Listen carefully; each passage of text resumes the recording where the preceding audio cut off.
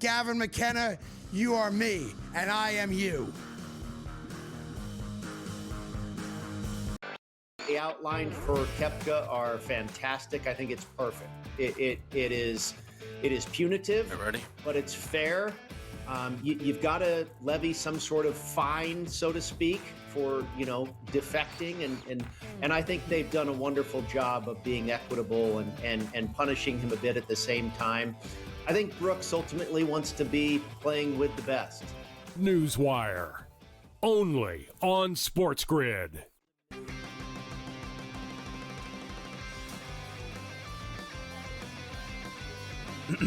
Class is in session.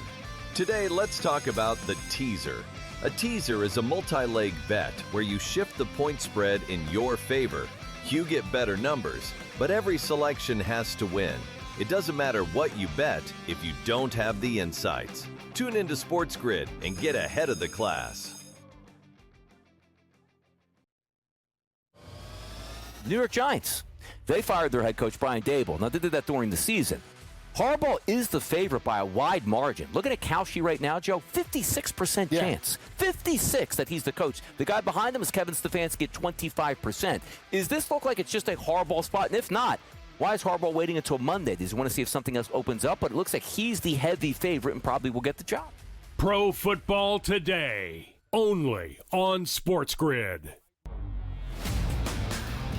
Memphis is shopping John Morant. Yeah, no kidding. They should have shopped him 2 years ago and got rid of him. The problem is, where does he go? Like, what team is going to sit there and deal with a dude who, A, has not been healthy or reliable both on the court or off the court? Like, who's trading for John Morant here, Coach? The Early Line, only on SportsGrid.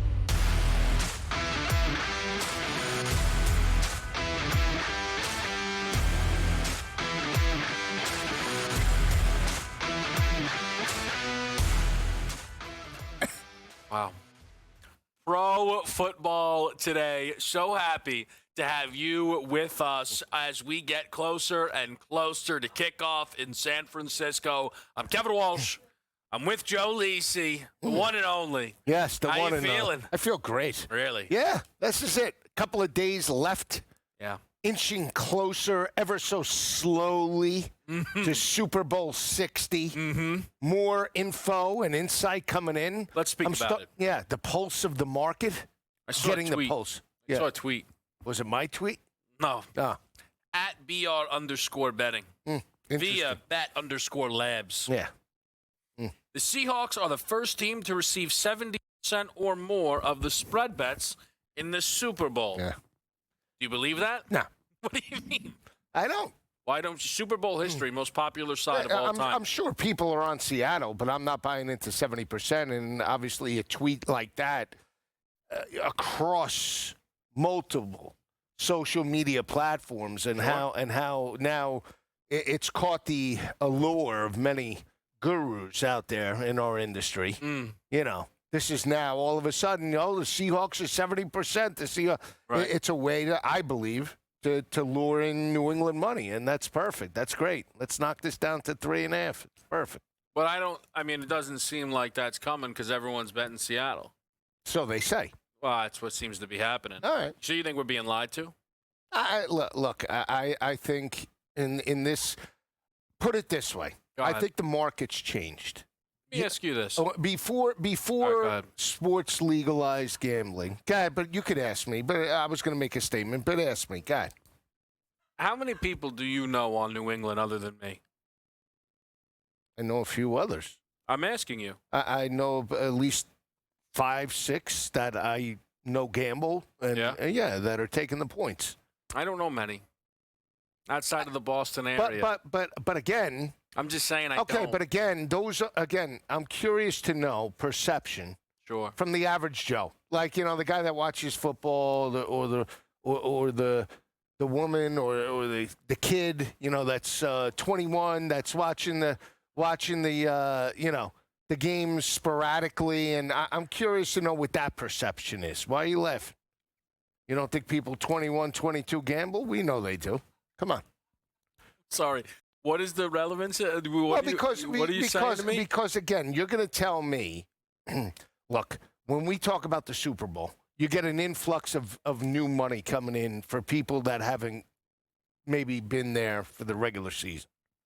Would you agree with that? I'm sorry, but you're saying I don't. Go ahead. I'm asking you. I'm sorry, you're losing me. Start from the top. Go ahead. Wait, what a hot start here.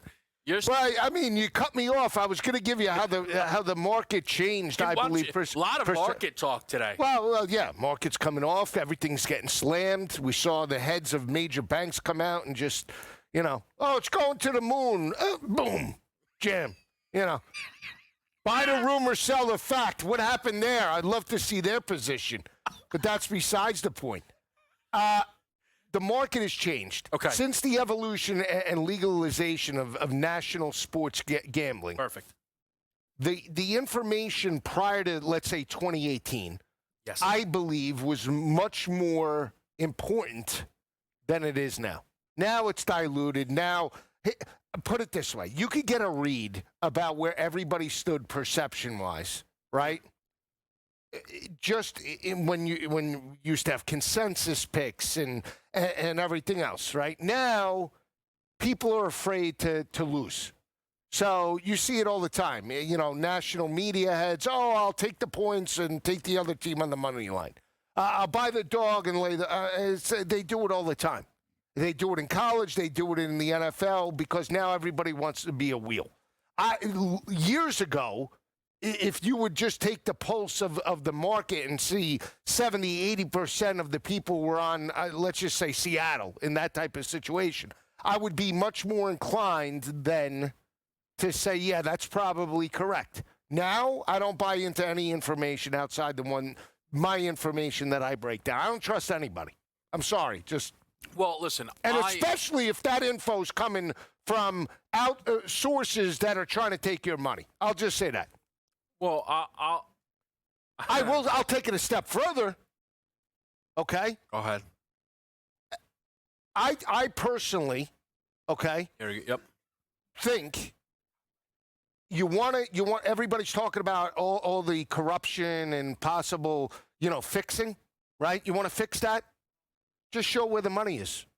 But I feel like they don't. No. They don't. No, show where the money is. My point is the sports book takes the money, right? Yeah. But we know for a fact it's not fixed. We know it. Right. So then just show we got $50 million on one side, we got $55 million on the other. Give us the percentage. Why do you need the exact dollar amount? Because why not? Why I don't want the percentage. I want to know the exact amount. Show me where it is. If in fact things are on the up and up, show me exactly where. All they're doing is holding the money. Well, because the argument will be, our trading platform, we're losing an edge. No, you're not losing an edge. You're not losing any edge. Because you know how I know that there's no edge? Because every sports book across the nation and overseas is within a half a point of the total. You don't see one book at 4 and the other book at 7. Of course not. Oh, why not? Why would that ever happen? Because exactly. They all work. All work in unison. If one book went to 6, no one would bet -6 on that book. But my point is, they do it to ARB. They do it to hedge. They're all in unison, so they could potentially all lay off. And my point is, if they want to stop the corruption, supposedly, show where the money is. All they're doing is holding the money, right? So they say. I don't think there's any benefit to showing that. Okay, but what's the downside? Probably to show the hold. Okay, so what does the hold matter? Because we're paying juice, and what they'll show is, hey, here are our betting splits. Okay. We're good either way. Yeah, okay, so? What would that do for you? It doesn't matter, so why are they so afraid to show it? I don't think they're afraid. I don't think anybody wants it. You'd be shocked. I tell you. I think you'd be shocked at most people when they post the betting splits. Well, I'll tell you this. We're talking about predictive markets. We're talking about everything. And in exchange, they show open interest. They show long, they show short contracts. Why don't they show it in sports wagering? The actual dollar amount. Yeah, because, right. But you see, this is the conversation that we get into when we dive deeper into predictive markets and what's governed between the CFTC and the books. Good. this doesn't matter. The game's not fixed. I agree. So then they should show that they should show the money. Do we agree it's not fixed? Correct. We agree. Yeah. So then why does it matter? It does matter because the books don't want to show it. You have something to prove. No, because the books don't want to show it.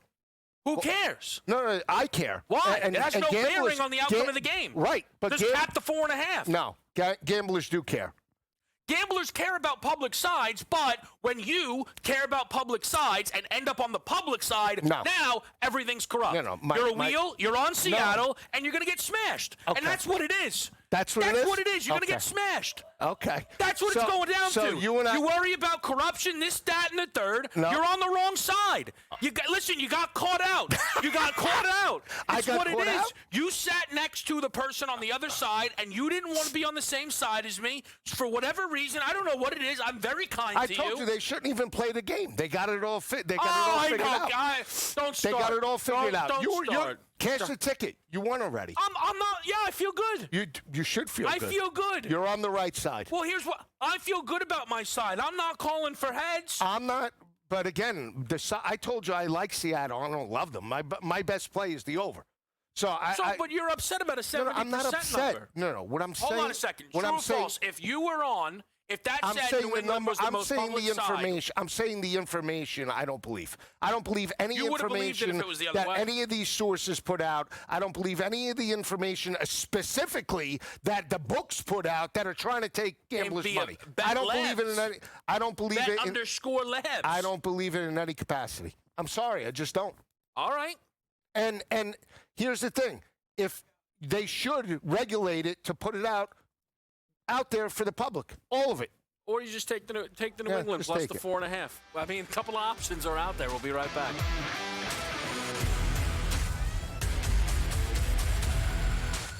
Heads or tails? Over or under? Seahawks, Patriots. Don't stress. SportsGrid breaks it all down. They are locks. We can capitalize. We're going to see a ton of over money. Props, expert guests, and smart insight leading up to the big game. Oh my God, if Sam Darnold wins the Super Bowl. Only on SportsGrid. They actually play Miami and nobody else. Bum after bum after bum. Now, the key ingredient to this clause, though, Joe, college football undefeated season. Ooh, no, wait, Donnie. You undefeated in the regular season, you got to win like 4 games to win that championship. No, you don't. It's regular season. Notre Dame, the kings of duck, and saying, hey, we're going to play the easiest schedule ever. They got it. The Early Line, only on SportsGrid. They weren't giving it to... Oh, it's a good point. They weren't giving it to Nick Bonito. No, but I'm saying Bonito's a great player. Yeah. But he's not a household name. Right. You know, you survey 100 NFL or 1,000 NFL fans, they're not picking Nick Bonito out of a hat before Myles Garrett and Micah Parsons. Right. And that's, when you get down to this award, that's the problem. Pro Football Today, only on SportsGrid. February 7th, Xfinity Mobile Arena.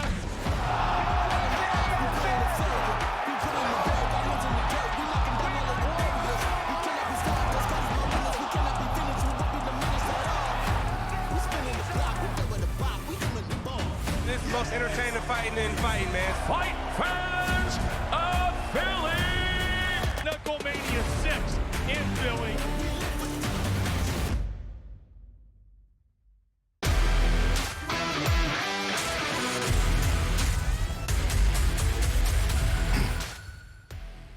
Pro Football Today on SportsGrid. Kevin Walsh and Joe Lisi on Receivers Day. And yesterday we got into the running backs. Yeah. And I said, listen, let's see where you want to take this. Yeah. And out of nowhere. No. I'm not out of nowhere. What do you mean not out of nowhere? Let's lay the groundwork. We've been talking all week about the starters. Kenneth Walker, Holani, if you want to give him that, and obviously Hall of Famer Ramondre Stevenson and Travion Henderson, right? Uh-huh. We were talking about potential value in the running back market. Where can we find somewhat value? And you've asked me throughout the week on Pro Football Today, on the weekend, and leading up to this great game on Sunday. Where do I see the value? Yes. And you want me to go down the yellow brick road to the Hall of Famer Ramondre Stevenson? I refuse to do that. No. So I gave you an option for a player who's technically not listed that might get some burn with a 2-to-1 price, and I sucked you in, and that's why I lured you. Yeah. Into what I'm looking at. And it's the same thing with the wide receiver market. I love this market. I love. I know you do. What I will stand by is I'm not trying to lure you into Ramondre Stevenson. I am trying to talk you off of Trevion Henderson, which I cannot do, and I know that, but I'm not going to stop. I just hope we're watching the game together, and I hope he rips off a 30-yard run, because I'm going to make a viral video. That's going to happen. Yeah. Yeah. And more time, I know we've been in this situation before, and we have a great friendship for those that don't know. Yep. So this is commonplace. Yeah. I'm going to smash you on Sunday. Let me tell you something. With the props. I'll just tell you this. Most of our stuff isn't really going to collide. And ultimately, you want to go down that route, I don't think it'll work out for you. That's my read on the situation, because I've watched you, okay? Yeah. And you are going to press down on that gas pedal just a little too hard. And I don't want that for you. It's okay. And what's funny is, all right, I brought this all up to say, you surprised me with your Cam Akers breakdown. But I shouldn't have been surprised, because that is right in your wheelhouse. So here on Receivers Day, as I'd like to call it, I don't find it to be necessary to start at JSN or even Stephon Diggs. I think we should just start where you want to start. So go ahead. Kyle Williams, half a yard, plus 180. There he goes. You got to be kidding me. Are we serious? The lack of respect, half a yard at plus 180? Go ahead. 11-1 for an anytime touchdown. I already took him. I sent you my ticket. 30 plus, 11-1. I took him for touchdown jackpot on some books. Okay. I also took him for the longest reception of the game. Did you? Yeah. What's that 20-1. All right. You got to be kidding me. Yeah. Look, he's a similar type of player to Shaheed. I understand stat-wise he hasn't been involved, but he's been out there. May has tried to go to him, and he's been unsuccessful due to just overthrows and just poor accuracy. And at the time, you look at he was open. So all he's got to do is catch. Kev, look, it's the same thing we talked about it with the Curtis Samuel number. One catch, right? He had a half a yard. He got that. Now, maybe he only gets 1 yard. But if you want to take Kyle Williams for 1 yard receiving, it's almost 2-1. It's plus 180. I mean, look, I like Booty, big picture. I like Hunter Henry on the New England side. Yeah. I like Shaheed, and maybe Barner, I think the tight ends can eat. But, I mean, you're giving me a guy that's going to be out there at maybe not the whole game, but in critical to maybe third downs, and you're telling me this kid can't catch one pass? All right. I don't like it. I love it, my friend. Once again, I think you I said stay out of my way on Sunday. I said that. I know you I'm did. feeling it. I'm feeling my rhythm. Because here's what I don't know. Really what this, it says Pro Football Today. What this really is around 10, 12 hours of me sitting with you, getting you to where you want to be. You're peeling back the onion? Yeah. That's really what it is. What is this like? I'm on a news desk here? What is it? What are we doing? Kyle Williams, a rookie wide receiver, in week 9, for the first time all season, had a snap count percentage above 30. Now, he actually didn't catch a pass in that game. He was targeted. But since that happened, the rest of the season, he caught a ball in all but 3 games and did not go consecutive games without catching a pass. Some of that could have been aided by the fact that Mac Hollins was injured down the backstretch of the regular season, and we understand that that could elevate the workload for Williams. However, in the postseason, Williams was at 33% and 34% against the Chargers and Texans. That number fell down to just 23% against the Broncos. This Kyle Williams thing, some of the joking we do, I actually think that Kyle Williams can help inform you on almost everything that I somehow think about this game. And maybe that's scary for me, but that's okay. The Broncos game was fake. It was not real. New England looked at Jarrett Stidham in the snow and said, sick. 10-7 will do. Most people found the decision to kick the field goal to go up 10-7 by New England a little bit shocking, right? Or at least the play call on 3rd down. But they knew their opponent was dead. And what that meant was Kyle Williams, for sure, was not going to be getting a target or really be on the field all that much because now you're running heavy sets, multiple tight ends, and things of the nature. Jack Westover was at a 41% snap count, okay?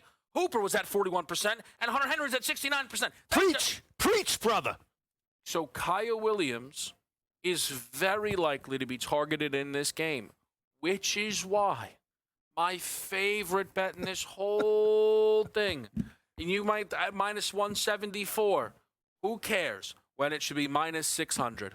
What is the over 6.5 Patriots to catch a pass? All right, I like it.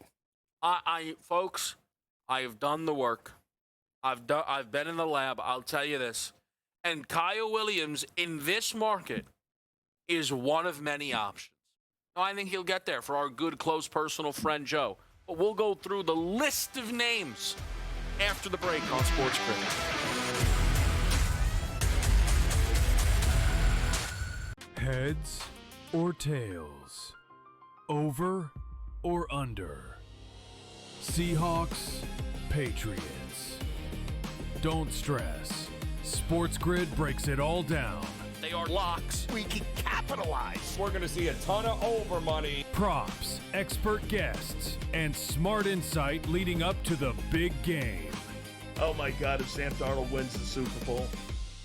Only on SportsGrid. They actually play Miami and nobody else. Bum after bum after bum. Now, the key ingredient to this clause, though, Joe, college football undefeated season. Ooh, no, wait, Donnie. You're undefeated in the regular season. You got to win like 4 games to win that championship. No, you don't. It's regular season. Notre Dame, the kings of duck, and saying, hey, we're going to play the easiest schedule ever. They got it.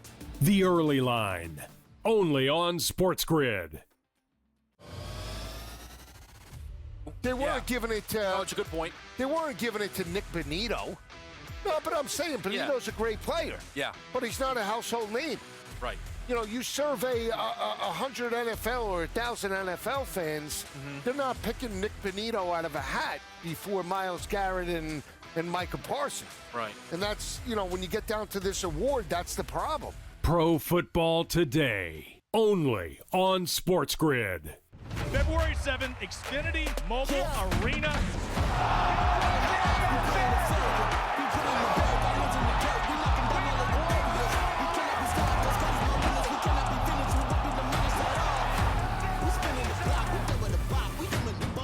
This is the most entertaining fighting in fighting, man. Fight fans of Philly! Knucklemania 6 in Philly.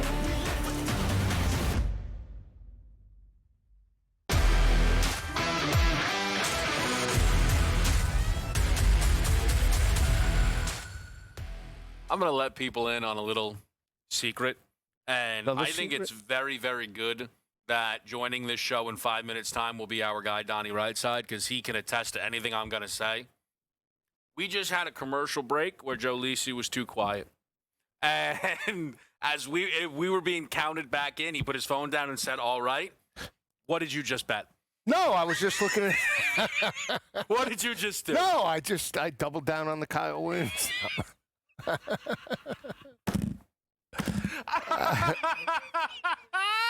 I'm telling you, man, it was too quiet over there. I had a realization. I was looking through the lines, and I was looking. Yeah. I have some obscure ones. You know, I told you the one with the fourth down conversion. I want to. Yes, you did. The 1.5, right? Yeah, I saw 130 for any team to convert a fourth down conversion in their own territory. It was last time I checked, it was plus 116, but I still think that's good value, especially when you have game on the line, second half, first half. Yeah, I got you. I want to throw the Patriots pass catchers at you. Go ahead. I've done this before. Just tell me if you think the guy will catch a ball. Go ahead. Okay, there's 5 guys that I'm almost, lock in my opinion. Go ahead. Stephon Diggs. Yep. Hunter Henry. Yep. Mac Hollins. Oh, okay. Yeah. I mean, all right. I mean, what do you have? 2? He had 2 against Denver? Yeah. For 51? Yeah. Just got over the 50. Okay. I mean, yeah. Catch. Okay. I know it's tough, but Okay, so you don't love Mac I Hollins. don't love All right, it. put him in a different bucket. Go ahead. Kayshawn Boutte? Yes. Okay. Ramondre Stevenson? Probably. Okay. 4. So 4. Okay. Uh-huh. Now I'm into the different Yeah, bucket here where you've we already go. put Mac Hollins. Pop Douglas? He's been utilized. I'm on the fence with, that's fine. with Hollins and Douglas. Okay. Austin Hooper? Yes. Oh, you love Hooper. Trevion Henderson? My hope is they would. But you like the rushing more. I like the rushing more. They should utilize him in the screen game in this game. They really should. But I don't know if they will. I definitely feel Stevenson more than Trevion in the receiving game because of how consistent he's been. Yeah. But again, I like Hooper and I like Williams out of that group. I didn't say Kyle Williams yet. But I there you go. I think by the Lisi count, maybe the books have set a good number because you would have certainties of Kyle Williams, Austin Hooper, Stevenson, Henry, Diggs, and Boutte. 6. And then I would need 1 of Hollins, Pop Douglas, Trevion, Jack Westover. That could happen. I mean, Efton Chisholm. That could happen, especially with injuries. You don't know what's going to play out injury-wise. Drake May catch a ball? No, I don't. Really? No. You see that happening? All right, Johnny Manziel. It was just like that weekend I thought Goff was going to catch one. Didn't get a chance. Look, anything could happen in a Super Bowl, but if you're implementing a Drake May in that bet, I would say take it out. I'm not. I know. I'm not. You think Hollins comes through. I mean, the only thing about Hollins is he's boom or bust, right? Same thing with Williams. It's just that, again, Hollins could be double-teamed. He stepped up. You don't know. To be very clear, though, with the whole boom or bust thing, Mac Hollins is minus 1450 to catch a pass. So then there you go. If he's minus 1450, then put him in there. There's your 7th guy. I think it's going to be 8. I think it's going to be 8 or 9. Okay. This is all 20 games, 4 times. He spread the ball around over. It's gone under 6.5. 4.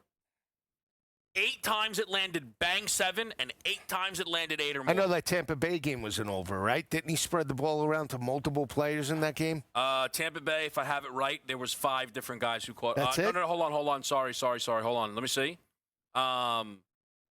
Hold on. I'll be able to find it for you. I know Diggs scored a touchdown. I know Henry was involved. I think it was 9. Yeah. Against Tampa Bay. Yeah. I think it was 9 or it was 6 or 9. I think that was one of Kyle Williams' breakout performances.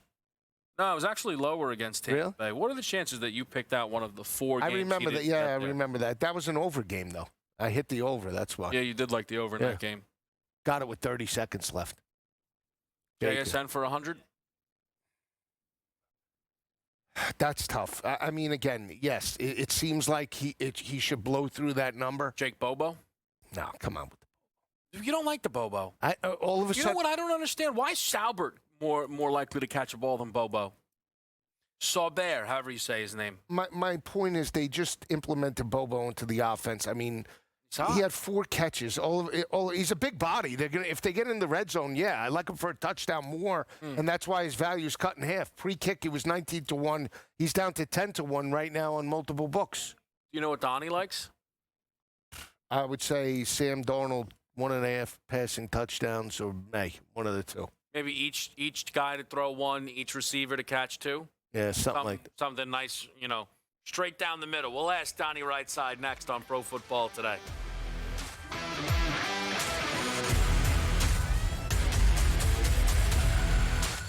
Heads or tails? Over or under? Seahawks, Patriots. Don't stress. SportsGrid breaks it all down. They are locks. We can capitalize. We're going to see a ton of over money. Props, expert guests, and smart insight leading up to the big game. Oh my God, if Sam Darnold wins the Super Bowl. Only on SportsGrid. They actually play Miami and nobody else. Bum after bum after bum. Now, the key ingredient to this clause, though, Joe, college football undefeated season. Ooh, no, wait, Donnie. You undefeated in the regular season. You got to win like 4 games to win that championship. No, you don't. It's regular season. Notre Dame, the kings of duck, and say, hey, we're going to play the easiest schedule ever. They got it. The Early Line. Only on SportsGrid.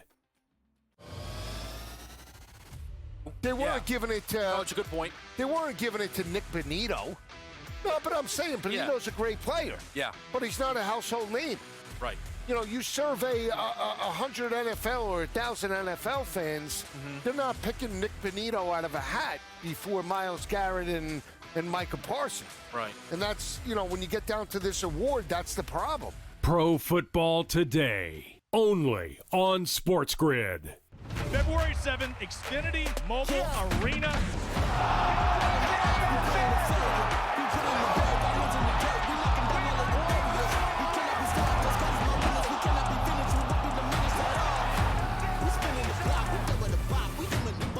This is the most entertaining fighting in fighting, man. Fight fans of Philly! Knucklemania 6 in Philly.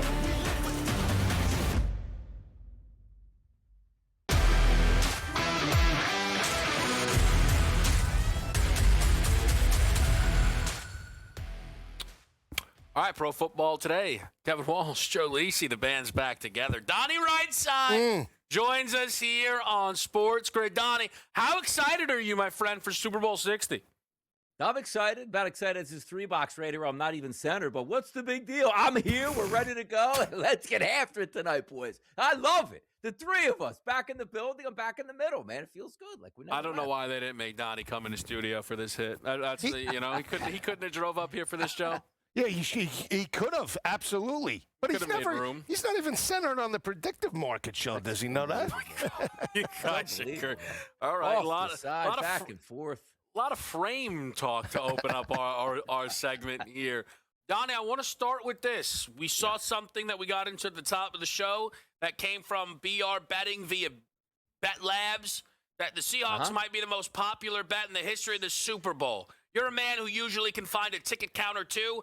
Anything you're seeing around the side in the betting splits here in Seahawks Patriots? I got to tell you something with this. It's an I don't know if they're the favorite betting side of all time because the number's not going anywhere at this point, but we did see 72, 73% of the tickets coming in early on Seattle. That number's been dipping left and right. We're now down to about 65% of the total tickets here on the Seahawks. But I have to tell you one thing. If you would have asked me when these AFC, NFC championship games ended, it's clear the public was going to like Seattle.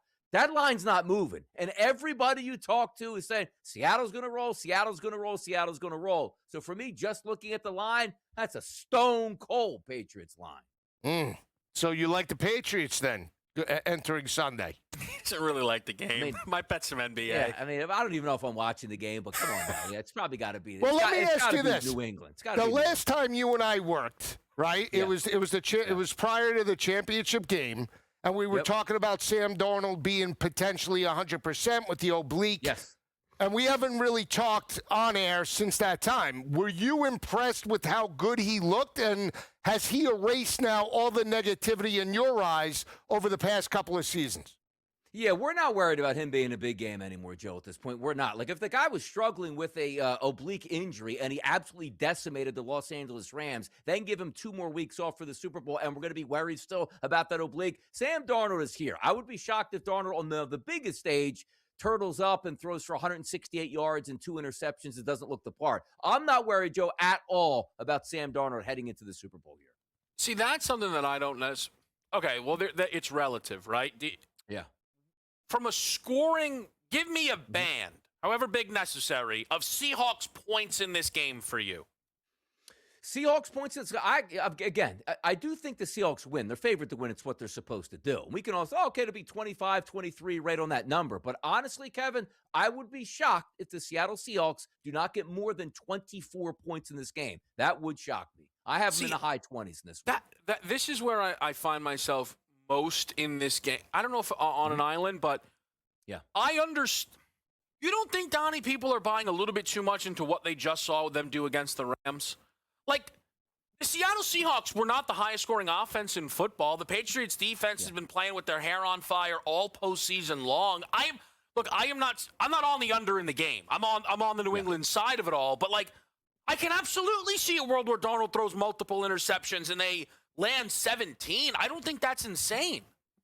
But see, here's my thought process is. I think more people are playing this game off, Kevin, not so much from the Seattle Seahawks on offense. It's what you're going to get out of New England. Understand this. Seattle's a very good defense, but you're also talking about a gauntlet that you just saw New England run through in bad weather conditions, and people are downplaying the capabilities of New England's offense. So for me, when I look at the game, I do think to say to myself, I don't think we're going 17-14, 21-17 type of game. So that's why I feel like Seattle is going to have to score, Kevin. First quarter, second quarter, third quarter, and fourth quarter, because I do have New England putting up points at least to being around that 24 spot. I'm not saying I love the Seattle offense, but out of necessity, Seattle's not going to be able to wait this game out and win it 14-10. Donnie, when we talk about how dominant New England's been on the road this year, do you put that into your cap at all? And do you feel like potentially that could move the market over the next couple of days? I don't mind it, Joe. Like, I'm not putting that as, hey, they haven't lost a game. That should be great. It hasn't been one of my handicapping mentalities here coming into Sunday's game. It is a boost knowing that they can play better on the road. But also, we're talking about the Super Bowl. It's a corporate environment. It's going to be New England fans there. It's going to be Seattle fans there. It's not that true us against the world. It doesn't hurt them, Joe. But no, I haven't said to myself, I love them. They're undefeated. So, therefore, they should be very competitive and possibly win the Super Bowl. I think they're good enough to win the Super Bowl themselves. That hasn't creeped into my mind where it's an extra level for me. There are people, Joe, who seem to be, though, in agreement with you that the Seattle scoring effort is more of a guarantee in this game, and the questions are on the New England side. Which, I am not sitting here telling everyone that I see no world the Seahawks can score points. I just think, and I haven't been able to talk you off it all week. You are steadfast that this Seahawks team can be in the 30s. Yeah, I mean, again, the way, and Donnie could break it down as well, the way I've seen Sam Darnold play in back-to-back games now, he's confident in how that passing game is going, just challenging teams down the field vertically. I just feel more confident in Darnold and JSN and that Kubiak passing attack than I do Drake May right now. That doesn't mean Drake May can't put up numbers, right, Donnie? But, I mean, if we're looking at the passing attack, just Darnold versus May in the playoffs, I give a significant advantage to the Seattle offense. Yeah, like the Seattle passing game should have more yards than the New England passing game. The only comeback is going to be on that. It's like, okay, how's that running game going to figure out? Is Travion Henderson actually going to be a big part of that? Because Kenneth Walker, he's going to get his yards. He's singled up in the backfield. But when I just look at the way Seattle plays, I don't think they're calling the game with a handicap saying, hey, Sam Darnold's a good quarterback, but let's just try to keep this close. He can win you a Super Bowl by throwing the football. You just saw that against the Rams. That's as good as performance as you're going to get on the biggest stage to get you there. And they needed every single point that they could get. So I'm with Joe. You have the big playability on the outside at wide receiver. A tight end that's been dormant the past couple weeks that a lot of people are thinking could rise up in the Super Bowl. A dominant ground game. You have everything working, and also a very good play caller right now in Kubiak that's going to be the head coach of the Las Vegas Raiders. So for me, I don't have any restrictions on that offense. I just need New England's offense to show up and force Seattle to do a few things, which I think they will, Joe. Drake, hold on a second. Donnie, Drake May was markedly better than Sam Darnold all year until the playoffs, right? Like, I didn't make that up in my mind. No, you didn't make that up in your mind. And that's why I'm thinking about when you say, like, a lot of people like Seattle, and they should. That's a really good team. But understand this. You can't have recency bias. Like, yes, their offense has struggled, but look at the situations that they were struggling at this point. That's not going to be there. Santa Clara is going to be beautiful weather with 2 weeks to prepare. And if you did have a banged-up shoulder by Drake May, he says he's fine. He's full go in the practice reports, and I'm not worried about that at all. And now you start to creep in and say, ooh, maybe one of the best young slot corners in the NFL is banged up on an injury, where you can say, now we can work out of the slot with Stephon Diggs and do some things to match it up. But you're not wrong, Kevin. Drake May is second right now in the MVP race. But a lot of people just looking at the last 3 games saying, ooh, he's been underwhelming. Don't do that here. Drake May's a great football player, and also, from the Bo Nix perspective, this kid can move in the pocket. Hey, Seattle's defense is great, guys. They're going to get a lot of pressure. This kid manipulates the pocket. He's really good at that. So I want to ask him, which quarterback hits pay dirt you think, May or Darnold? Now, I'm going to go on Lisi logic. Drake May is very athletic. He can run around. Darnold's going to lead this game in rushing and also get the touchdown. Did I nail it? It's got to be. Yeah, Donnie. 850, Donnie. Donnie, let's play one more round of trivia. How many rushing touchdowns do you think Sam Darnold has this season? This season? Yeah. Let's go 1. Let's just go 1. Does he get None. 1? None. Donnie, he's got none, and his price is plus 850. You don't think that's a little cheap? This is where they're going to bust it out. Read option in the red zone, Darnold. They'll never know it's coming. Walks in on a naked boot keep. I just want everyone to understand that Joe's cap is, what an awful number this is on Sam Darnold for an anytime touchdown. Can't pass up this opportunity. Correct. Yep. Like, that is... No, you don't. No, you don't. I'll tell you, it was the same. It was the same. Don't say it that. was the same number. No. See, that's someone who knows he's getting out of here in like 15 minutes. No. Bye. No. Yes. No.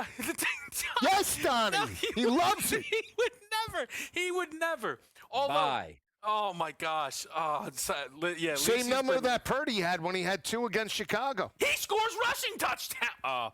I know how this goes. Darnold, you might get. All right, I want to ask Donnie about a couple of other props after the break here on SportsGrid.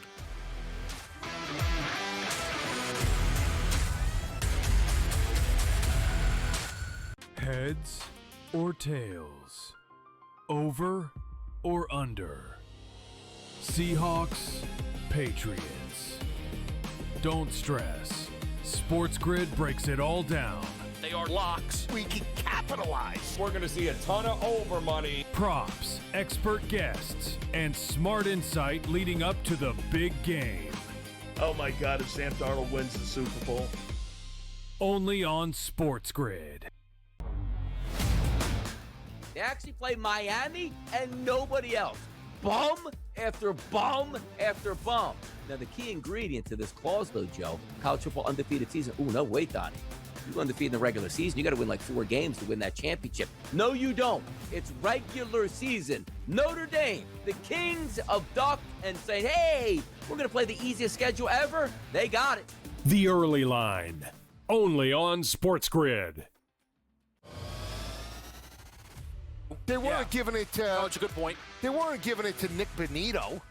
No, but I'm saying Benito's a great player. Yeah. But he's not a household name. Right.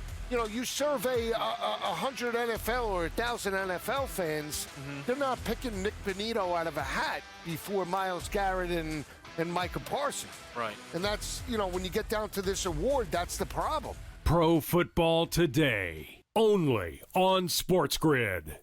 February 7th, Xfinity Mobile Arena.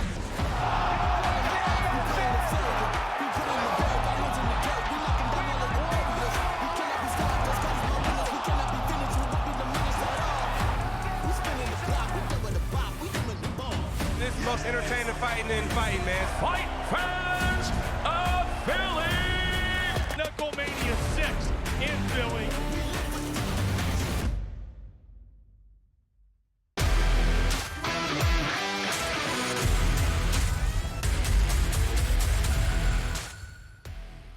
All right, pro football today. Lisi's figuring some things out. No, I'm to not. The side. No, No. Did it work? Did it come in? Did it come? Why didn't you text the trading desk and try and get some information? We'll go.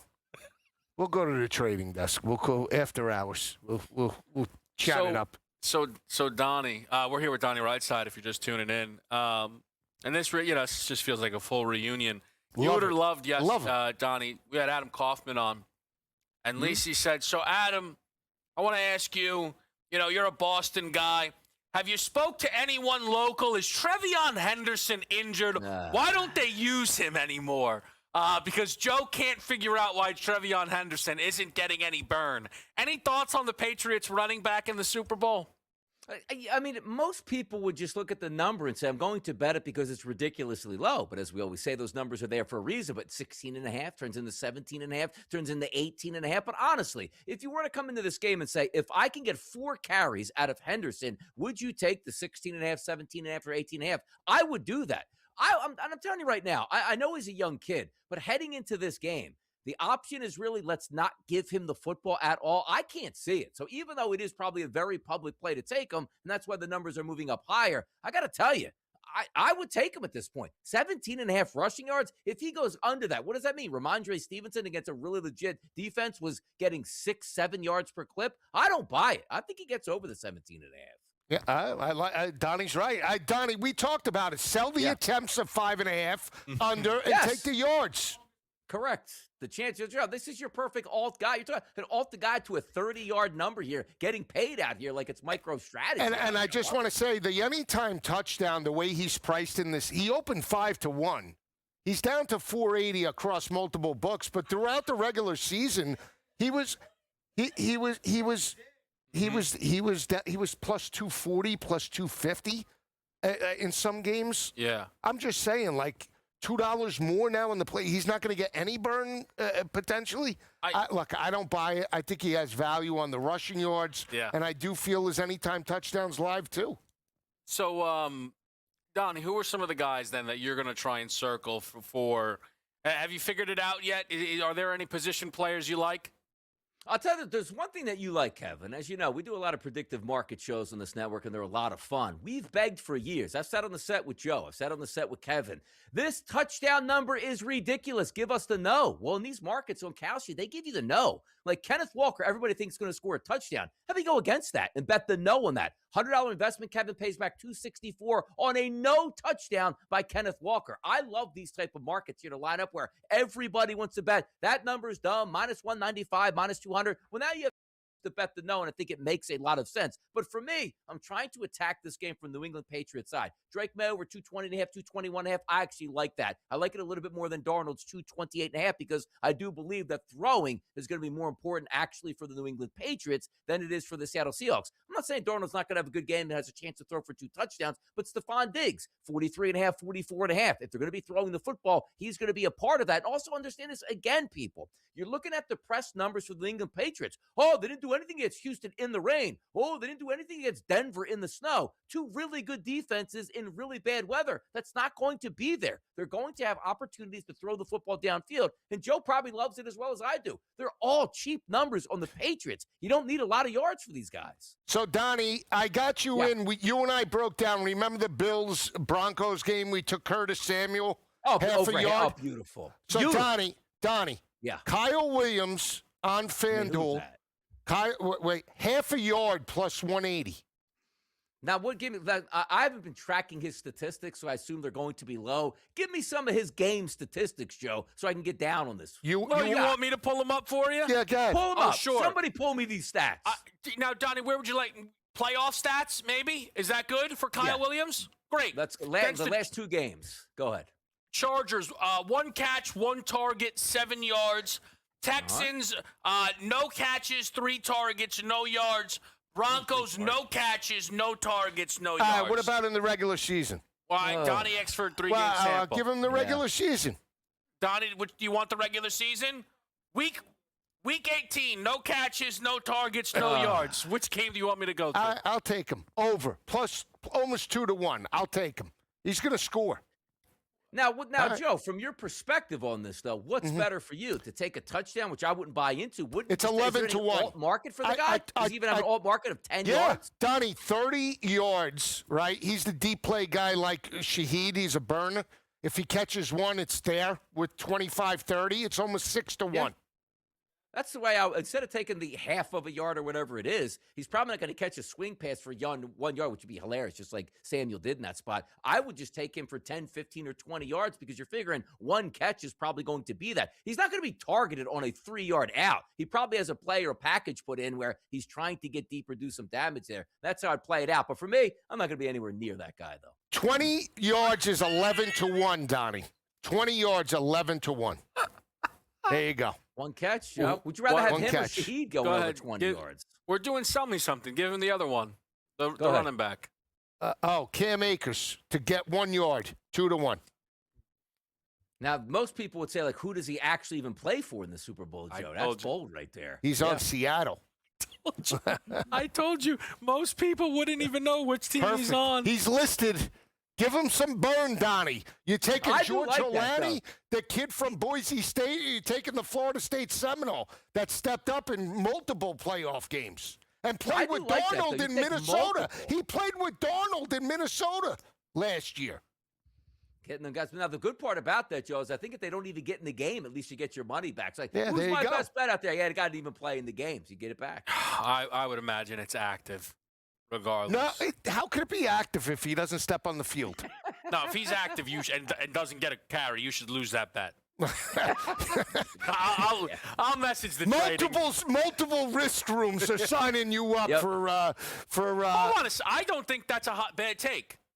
If you bet Cam Akers for 1+ yard at 2-1, and he doesn't get on the field, but he's active, you should lose that bet. Okay. No, you probably should though. You probably 100% you should lose that bet. If he's active, it's for a yard. What do you want next? He has to get a carry, otherwise the bet doesn't count? Look, stick to your guys. I'll stick to my guys. Cam Akers is going to get 10 yards. No, he's not. No? No. Okay. Does he have any yards this year? Like, how many yards? No, 5 carries, 19 yards. We're going to keep DRS around for one more segment because all this Super Bowl stuff secretly irrelevant. The Eagles might be in disarray, and there are some people I know who like to try and blame good old Jalen Hurts for every single problem. Yeah. So let's see how they spin Jeff Stoutland's latest news on QB1. That's next on SportsGrid.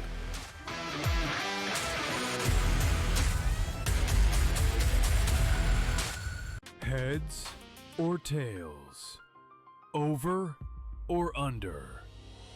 Seahawks, Patriots. Don't stress. SportsGrid breaks it all down. They are locks. We can capitalize. We're going to see a ton of over money. Props, expert guests, and smart insight leading up to the big game. Oh, my God, if Sam Darnold wins the Super Bowl. Only on SportsGrid. They actually play Miami and nobody else. Bum after bum after bum. Now, the key ingredient to this clause, though, Joe, college football undefeated season. Ooh, no, wait, Donnie. You undefeated in the regular season. You got to win like 4 games to win that championship. No, you don't. It's regular season. Notre Dame, the kings of duck, and saying, hey, we're going to play the easiest schedule ever. They got it. The Early Line, only on SportsGrid. They weren't giving it to... Oh, it's a good point. They weren't giving it to Nick Bonito. No, but I'm saying Bonito's a great player. Yeah. But he's not a household name. Right.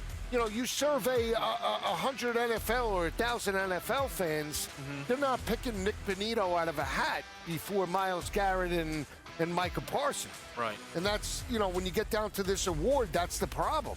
Pro Football Today, only on SportsGrid. February 7th, Xfinity Mobile Arena.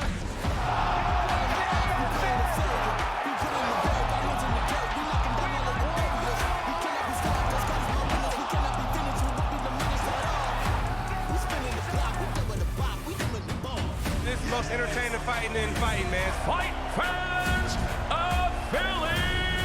Knucklemania 6 in Philly.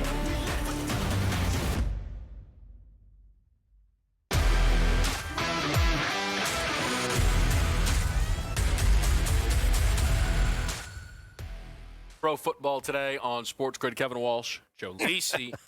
We are going to have Donnie Rightside with us here for just another segment. We've talked quite a bit about the Super Bowl, but Donnie, there's still a lot going on across the National Football League, and especially when you're not the most buttoned-up operation and you have coaches coming and going into February like the Philadelphia Eagles do. Jeff Stoutland steps down as the offensive line coach in Philadelphia. What did you make of this story? I thought it was very interesting, the timing of it. If he would have said at the end of the season, you know what, I'm done, I'm going to retire, I want to go elsewhere, that makes some sense. But let's do in typical Eagles fashion where, like, they go to a Super Bowl and lose everybody with a chance to get nobody. Let's have your offensive line, offensive line coach, which is a very important cog in any offense, let alone the Philadelphia Eagles, and Stoutland has been good for 13 years. Let's wait till everybody is hired and then say, you know what, I don't really know if I like this organization anymore at this point. I think it's poor timing on Jeff Stoutland here. Now, there's a clear fracture of what happened. Now, also, I will say this. The Philadelphia Eagles fans are always hot and cold. I'm an Eagles fan here. But the fact of the matter is, we screamed at the television every single game. This offensive line stinks. This running game stinks. Who manages it? Oh, it's Jeff Stoutland. Oh, no, he's not going to be the coach next year. What's going to happen now? What, are you kidding me? You either want change or you don't want change. Did you like the results last year? No. So if the guy is moving on and you're getting a new run game coordinator and a new OC, shouldn't you be happy about that if you're an Eagles fan? No? Yeah, well, let me ask Donnie. Is that a Sirianni? Because we asked Cap, is that a Sirianni decision or is it a Howie decision? He said, Cap said Howie loves Stoutland, so it had to be either Mannion or Sirianni, right? No, it's an organizational decision. There's no way that Stoutland was like, well, I'm happy I don't want to be here. And I was like, good, peace, goodbye. Like, there's a clear disconnect there, but make no mistake about it. They're not backing Sirianni over Stoutland or Stoutland over Sirianni. They're seeing the opportunities of if I'm going to hire a young kid and I want him to run his offense here, and if things don't say perfectly match up with Stoutland, you're not running the kid's offense then. So it makes sense to say, hey, look, sink or swim. Doesn't work, Nick. You're going to be fired at the end of the year. But this was not Nick Sirianni going to management. I need Jeff Stoutland out of here at this point. This was a head coach as well as a general manager and an owner on the same page that figured we'll weigh the risks and the rewards, and if it doesn't work out, yes, it's going to be on the head coach. But stop the madness that it was one guy saying, you got to go at this point. They love Stoutland, did a great job, but there was a fracture there where he wasn't happy with, and change is going to have to happen.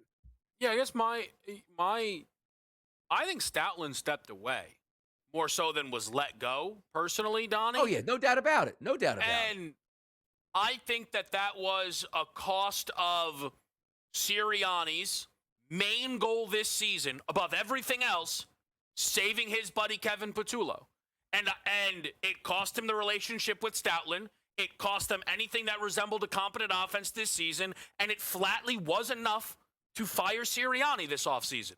They opted to not do that, but you are still seeing the ramifications of Nick Sirianni putting Kevin Patullo, his best friend, above everything else in this organization.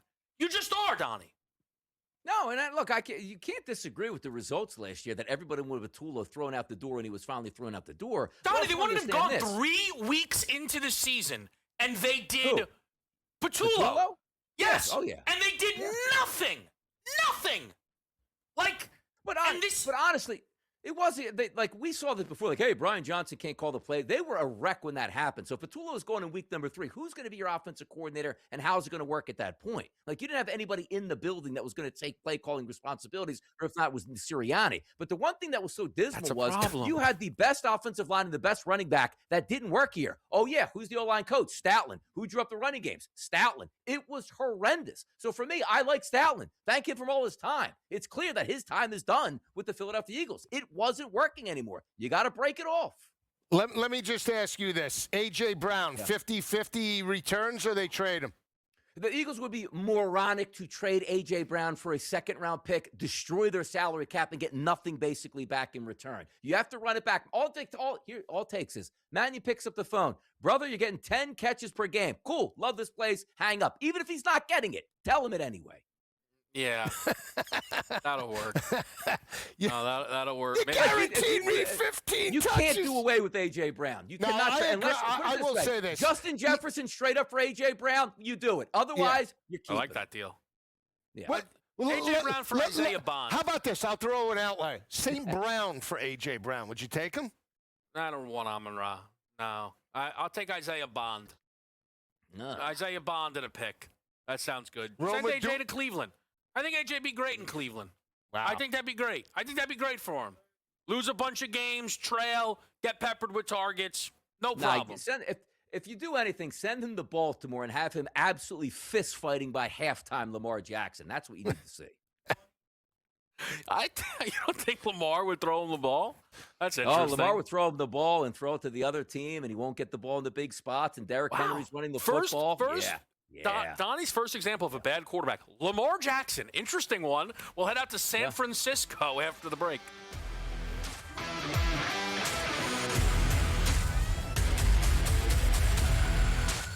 Heads or tails?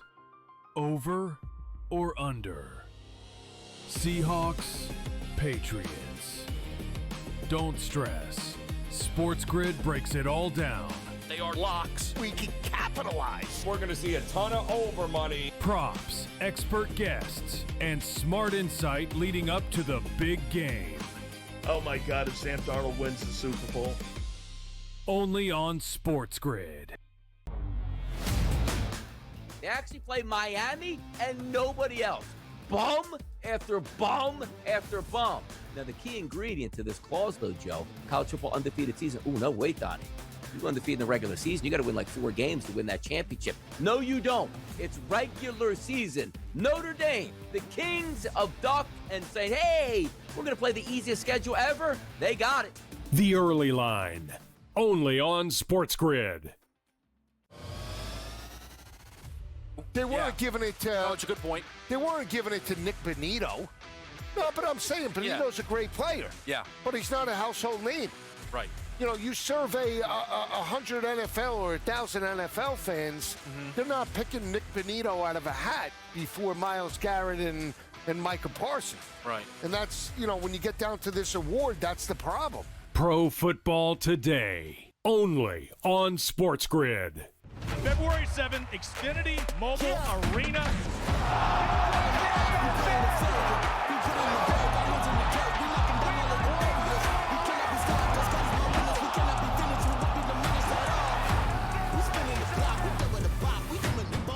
This is the most entertaining fighting in fighting, man. Fight fans of Philly!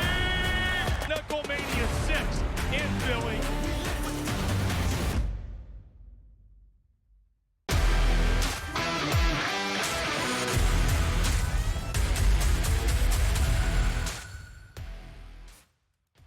Okay, Pro Football Today, back right here on SportsGrid. It's Kevin Walsh, Joe Lisi, and we are going to head out to San Francisco, where we are now joined by Danny Burke, who was doing an excellent job out there covering this matchup between the Patriots and the Seahawks. I know he's been hanging around with our guy, Adam Kaufman, so I know there's probably been a lot of patch chatter flying around. I want to get straight to it here, though, Danny. Tell me, do you have a side in this game?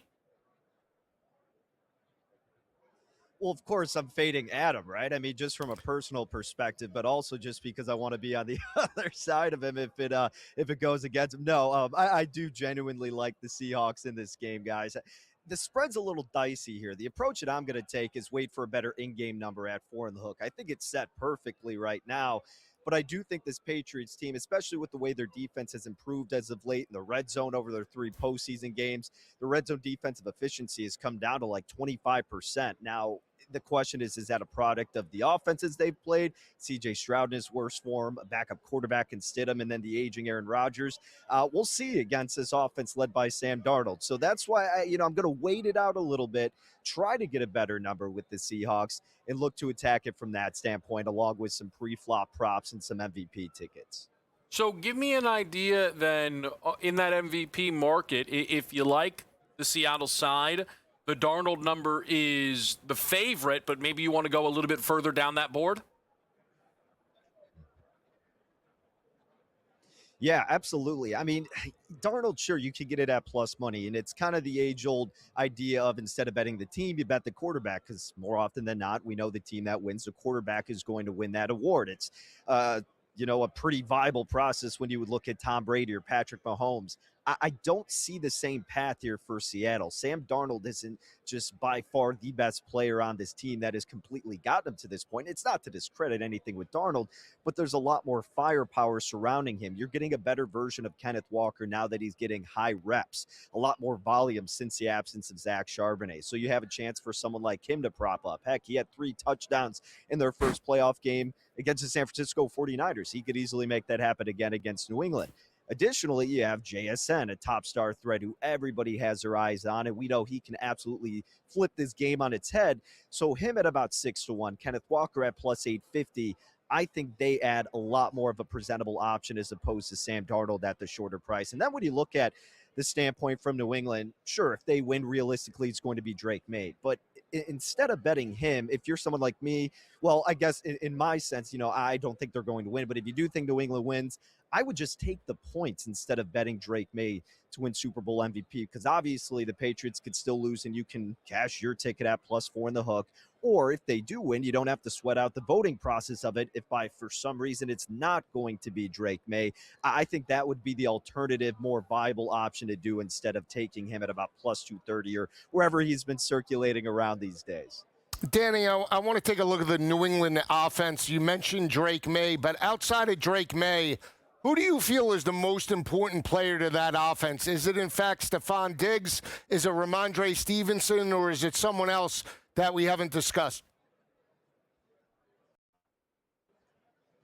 Yeah, I mean, when you're looking at this New England offense, again, and the reason that it doesn't necessarily stand out with someone on their team, like you could say with the Seahawks having a star players, because it's a collection of, and it's not to diss them, but, above average players. I mean, Booty's been emerging, but you wouldn't call him necessarily a star. Stephon Diggs, while he's been great, he's a little bit over the hill. Hunter Henry's been awesome, but then you also split some rivers, so he isn't just a consistently, in there type of guy getting every single throw from the top.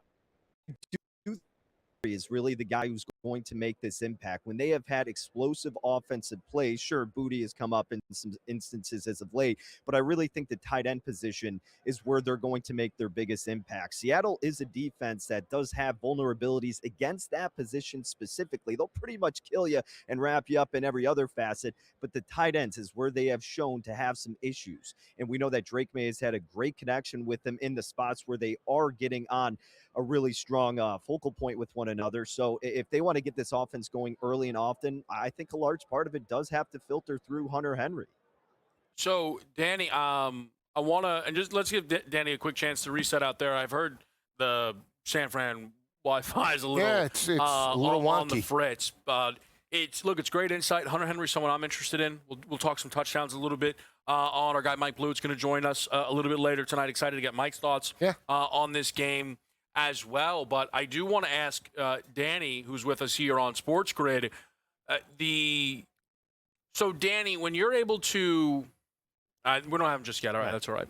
I'm just curious. One of the things that you always like about being out there is you get to talk to some of the former players and just what stands out to them when kind of talking. So I think we do have Danny, and Danny, I'm just curious: is there any person that you've spoke to this week when you asked them about the game, it's really resonated with you, a former player or coach maybe? Yeah, honestly, I was just talking with Troy Franklin, receiver for the Denver Broncos. Obviously, he had just faced this New England team in the AFC Championship game, and it was really fascinating to get his perspective of being here at Media Row, watching the team that he believes should have been his squad in this position. So getting his perspective emotionally, I mean, that was really fascinating to him delve into that and then kind of pick his brain about his thought process of New England and going up against them. And it was funny. He wasn't looking at their group or talking about them like, man, this team is like outstanding or amazing or dominant. He's just like, everybody does everything right. Like they know their job and they just do exactly what they're supposed to do. And it's funny. You've heard that from a lot of other either current players, former players. It's just they know their assignment and they get it done. They're just very responsible in every task they take, which has gotten them to this point. So I think that was a really unique standpoint from a specific player, and some other ones that stood out about this New England team that, again, they've had an easy strength of schedule. There's nothing that stands out amazingly outside of some of what Drake May. All right, I think we're gonna, but look, we appreciate Danny. Right, excellent job, great stuff. It's interesting, man. I Troy Franklin. Yeah, I'm sure he wished he played in that game. I don't know how you go. What do you mean? I know that they not have to or want to, but like that would beat me up quite a bit, man. When you play in a game like that, either side, right? Yeah, I mean, Rams guys. Yeah, I mean, he got hurt in the first drive of Buffalo. Yeah. Didn't play. I mean, and was a huge part of that offense for Denver. I will say this: if he was involved in that offense early with Mims and Courtland Sutton, I wonder if we had a little bit different outcome. Just curious. Everything I've heard too from Danny and everybody surrounding New England. And it's right. It's eerily similar to what they were under Belichick is, discipline, don't lose the turnover battle. And this is where you and I differ. Yeah. Now, hang on. No. Yeah. Because I'll keep going back to this. I'm curious. You know how you said, surveying people and public perception, and it's Seattle and everybody's on Seattle? Does anybody believe, outside of us, that if New England does, in fact, win the game, it's a high-scoring game? Because I feel like the over's attached to Seattle only. It's funny and you say that. I've been talking because someone asked me earlier this week, who I respect, hey, so you're on New England, you like the under? But I was like, what? But you see, that is the perception. And I disagree. Yeah. I like the over either way. Because I told you how I believe, and, we can play these shows over and over again. You'll hear my breakdown. I do believe New England has to be aggressive. That being said, I still think Seattle is a little bit more aggressive in wins, but that's why I like the total. Everybody I've listened to, and that's not a knock on everybody, but you hear the scores, 17-13, 21-17. Nobody believes 31-24 New England, but you do. This is why I think you love in a sick way I have wanted you to be on the New England side, okay? Because as I was even before we're going at it, like Joe actually doesn't mind if we're on the same side. Like I think like what you and I, this is why you and the Seattle stuff bothers me. It's not really my best bet. That's what I'm saying. Is that has almost no. You're taking the Seattle stuff. Listen, whatever they do, whatever they want.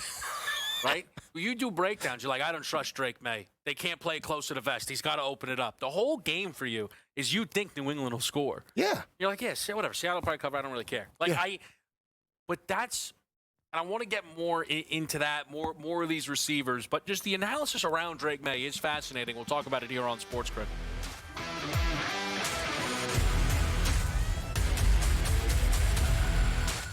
Heads or tails? Over or under? Seahawks, Patriots. Don't stress. SportsGrid breaks it all down. They are locks. We can capitalize. We're going to see a ton of over money. Props, expert guests, and smart insight leading up to the big game. Oh my God, if Sam Darnold wins the Super Bowl. Only on SportsGrid. They actually play Miami and nobody else. Bum after bum after bum. Now, the key ingredient to this clause, though, Joe, college football undefeated season. Ooh, no, wait, Donnie. You go undefeated in the regular season, you got to win like 4 games to win that championship. No, you don't. It's regular season. Notre Dame, the kings of duck, and say, hey, we're going to play the easiest schedule ever. They got it. The Early Line. Only on SportsGrid. They weren't giving it to... it's a good point. They weren't giving it to Nick Bonito. No, but I'm saying Bonito's a great player. Yeah. But he's not a household name. Right. You survey 100 NFL or 1,000 NFL fans, they're not picking Nick Bonito out of a hat before Myles Garrett and Micah Parsons. Right. And that's, when you get down to this award, that's the problem. Pro Football Today. Only on SportsGrid. February 7th, Xfinity Mobile Arena.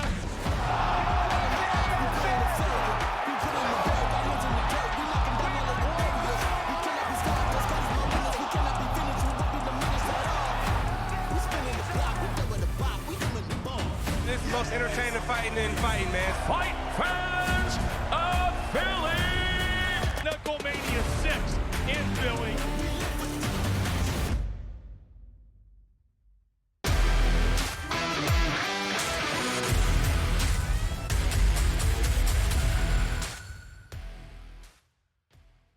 Pro football today, Kevin Walsh, Joe Lisi. All right, let me get into this quickly, okay? And I know we've been talking about, like, again and again and again, but I enjoy it. You mentioned the comps to Brady and Belichick. Mm-hmm. This is why I think I'm losing my mind on this game and why I'm on the New England side. You know the thing about early Tom? Like, wasn't that good. Right. Drake May is going to finish top 2 in MVP. Right. We had on, whatever, he'll never see this, Donnie Wheelside. He's like, well, we know Darnold's going to be great. Obviously, he's going to outplay Drake May. What? Why is that obvious? I do not understand how that is obvious. Well, Drake May has been better than him all season. And now I'll sound like Boston Kev. Drake May has played phenomenal defenses all postseason. Now, if you want to say, well, he's playing another one, sure. Darnold played a bandage team in San Francisco and a Rams defense that you and I have appropriately said don't believe in them. So why is everyone so comfortable saying Darnold is going to outplay Drake May? It's crazy. It's because of how May's performed. The game against the Chargers, he threw for yardage, but it was all underneath. And to your point, Ramondre Stevenson, the Hall of Famer, had 75 yards, right? It was dinking and dunking. The game against Houston, he was turnover prone, so it overshadowed everything he did in the passing game outside the first pass to Pop Douglas, right? Okay. The third game, we know what did he have, 80 yards? 8, and he made a majority of the plays with his legs. So when you see, and I'm not disagreeing saying that, the perception shouldn't be that up until this point. We've seen multiple teams start fast and then fall off a cliff in the playoffs, right? Yeah. Or productivity go the opposite way and they're never the same type of player. Look at Baker and that offense in the first 5 games of the regular season to how they ended. What happened, right? We don't have answers for it. But I'm not looking at this game thinking Drake May is going to throw for 80 yards. I'd be crazy to tell you that. Yeah. I just feel, I told you, I'm more willing as a bettor to take the good, the bad, and the ugly with Riverboat Sam Darnold, or as how they called him in New York, Sam Darno, because they couldn't pronounce his name, Sam Darno.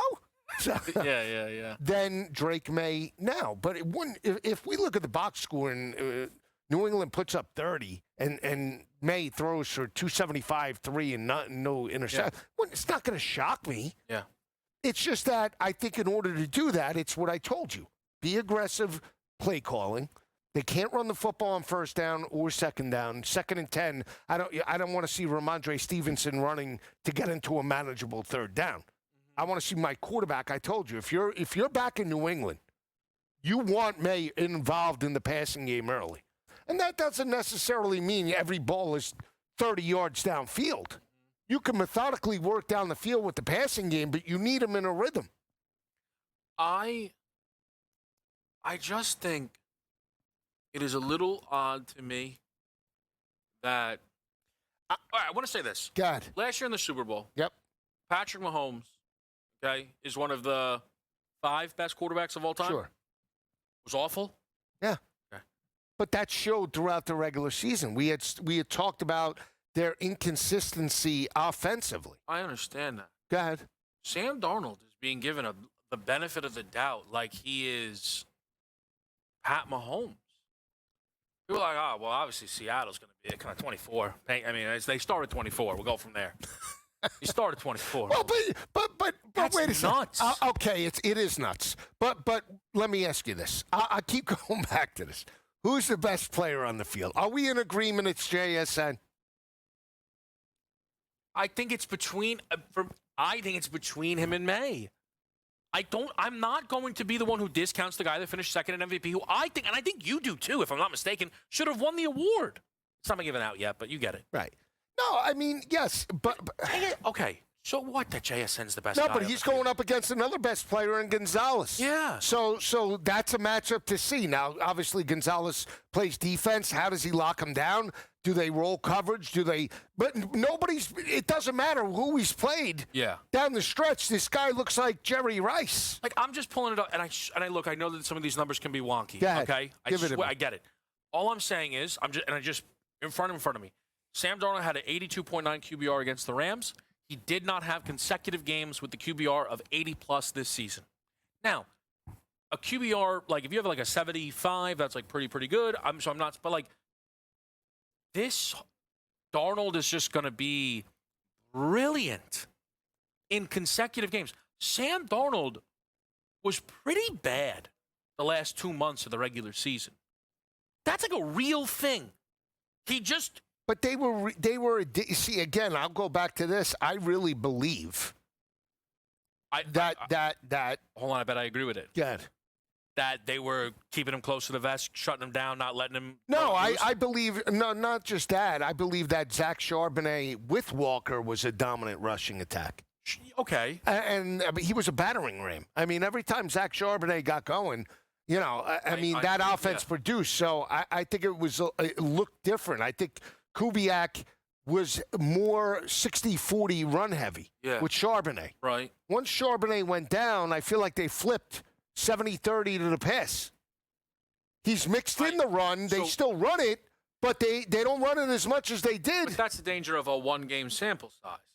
Because that's really, you're just talking about the Rams game. I'm just saying. Because the San Francisco game, they were dead and buried at kickoff. Yeah, but Charbonnet played in that game. I know he did. I know.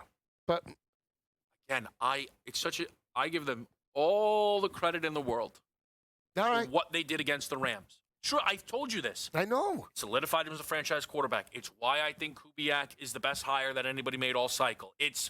I give Mike McDonald a ton of credit. I give Darnold a world of credit. It is very hard to be your best self. Listen, all right, so let me take it. There's a reason Josh Allen's never played in a Super Bowl. How about It's hard to be that great consecutively. How about it just is. Let's do splits when we come back. Sam Darnold versus the AFC. Okay. Well, let's just do that. Let's see. Maybe I could sell you something. All right, so we're going to do that, obviously. I mean, we're obviously just going to be – now I can't wait for that. Okay. Because knowing Joe, the numbers might be bad. Okay.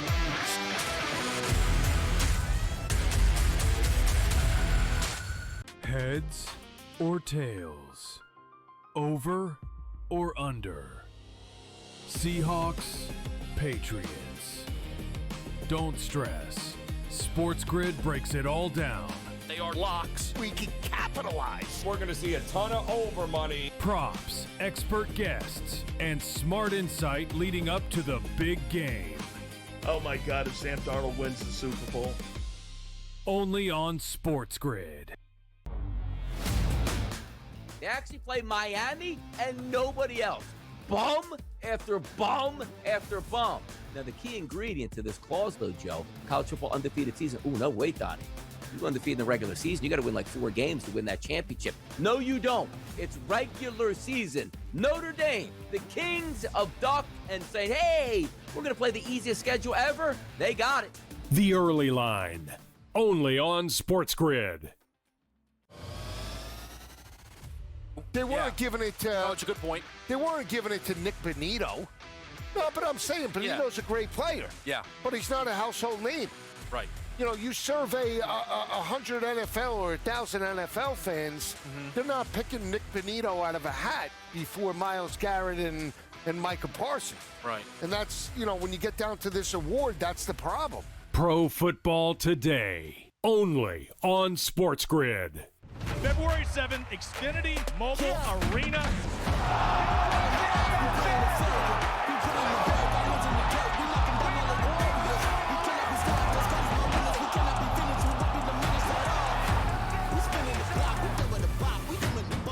This is the most entertaining fighting in fighting, man. Fight fans of Philly! Knucklemania 6 in Philly.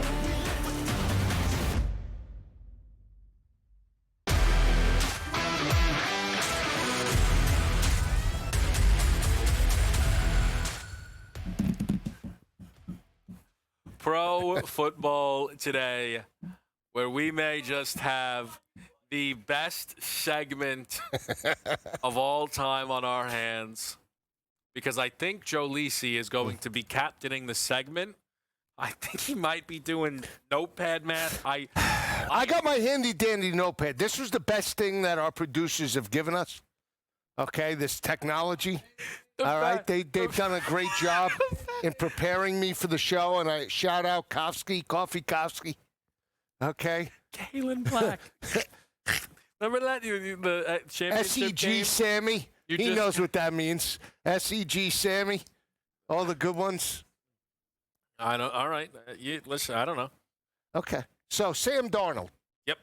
Played 5 opponents. Yep. In the AFC. Sounds right. Okay. Okay. Let me go through the stats. Okay. You ready? I'm not allowed to look. You're not allowed to look. Okay. What was the record? I had to guess 4-1. 5-0. Okay. 7 touchdowns to 3 interceptions. Okay.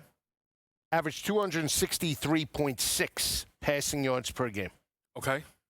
So I'm going to go through the opponents. You tell me. Now, one was earlier in the year. Yeah, I think I know who they actually are. Okay. You want to give a guide?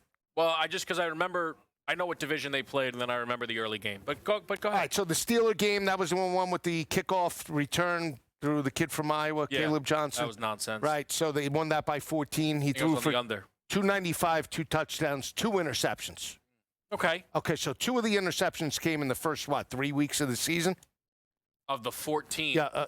Right. I'm just saying. Oh, you mean against the AFC? Right. Okay, gotcha. Okay. He followed that up with a 295 and 2 touchdown performance in a 20-12 victory over the Jags earlier in the year. Earlier, Jacksonville, but the defense was okay. Offense got better. Okay. Middle part of the year, they play Houston. That was when they were a mess. Yeah, he throws for 213, 1-1. Okay. Methodical, grind it out. Okay. Titans. We were on the 12.5 with the Titans that game. Sure were. That was after. I think that was after either the one of the San Francisco or Rams games. Yep. I think it was the 21-19 Rams loss, maybe. Where you're saying the Titans game was after? Yeah. I could be wrong, but you're right. Okay, we took the 12.5 with the Titans. We did. Went right down to the wire. He throws for 244, 2 touchdowns, no interceptions. Defense was terrible. They allowed Cam Ward to have one of his best performances. And then the Colts, 271, no touchdowns, no interceptions. They grind out that 18-16 win at the end of the year. I'm just saying, 5-0 against the conference, 7 touchdowns, 3 interceptions. Yep. Almost 270 yards per game is pretty solid, no? I'm just saying when we talk. Yes, I think, though, you would agree, let's not put the cart before the horse. There was a lot. I think when we're trying to grab a group of Darnold games, there's a lot other groupings I could make that I would care more about than AFC opponents, which then brings the Titans in. You know what I mean? I know. I don't think that would necessarily. I mean, you want to take one of the games out, the 295 and the Titans. No, I don't think you have to take that out. Here's what I would say. Right, I just quickly pulled up right now as it sorts through by EPA against the pass defensively. The Patriots ranked 11th. 11th.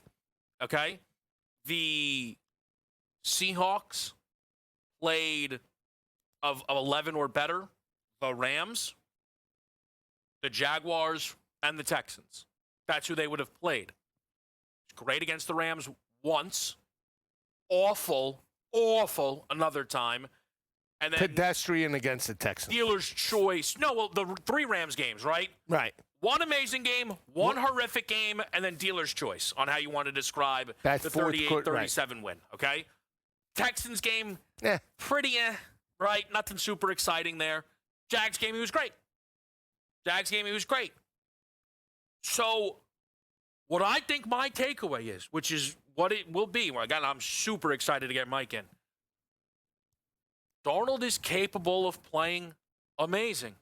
He's also, if there were 3 options, amazing, all right, and awful, 66% of them are not amazing. You really think it's that? Yeah. Okay. It's not a coin flip that he's amazing. I think that's crazy.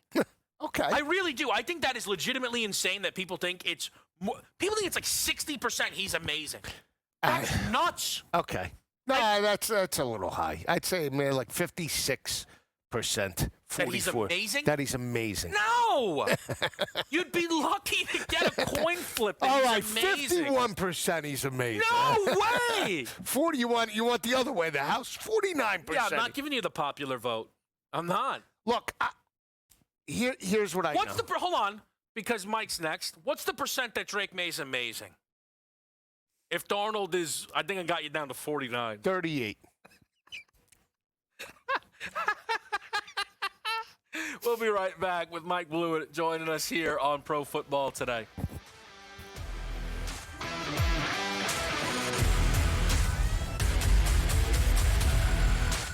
Heads or tails? Over or under? Seahawks, Patriots. Don't stress.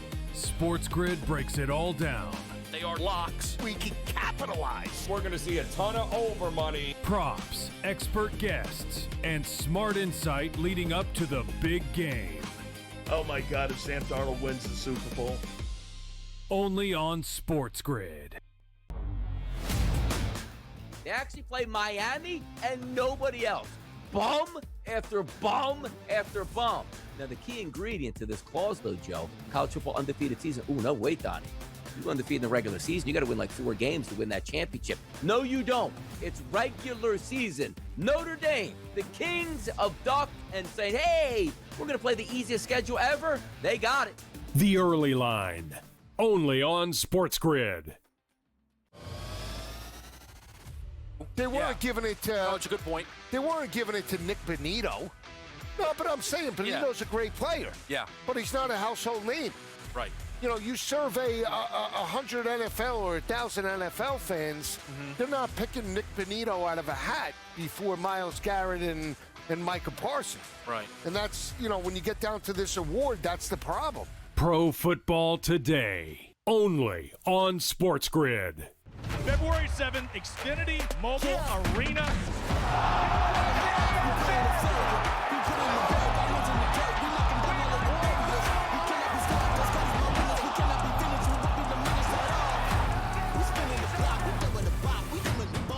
This is the most entertaining fighting in fighting, man. Fight fans of Philly! Knucklemania 6 in Philly.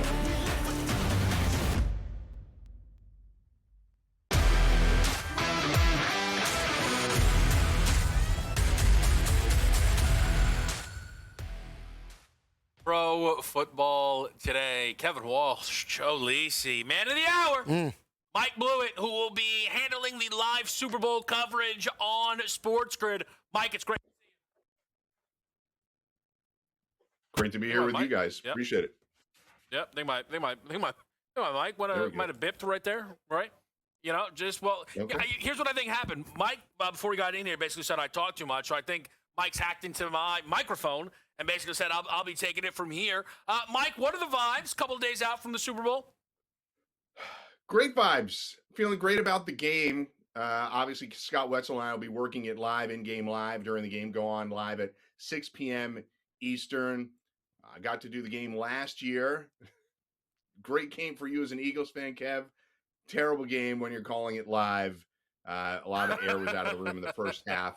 Thankfully, at SportsGrid, you can stay with us all throughout because we constantly have props and live lines to wager on. So there's still more to talk about, but clearly not my favorite way to go into the second half last year. I expect this one to be a lot more competitive.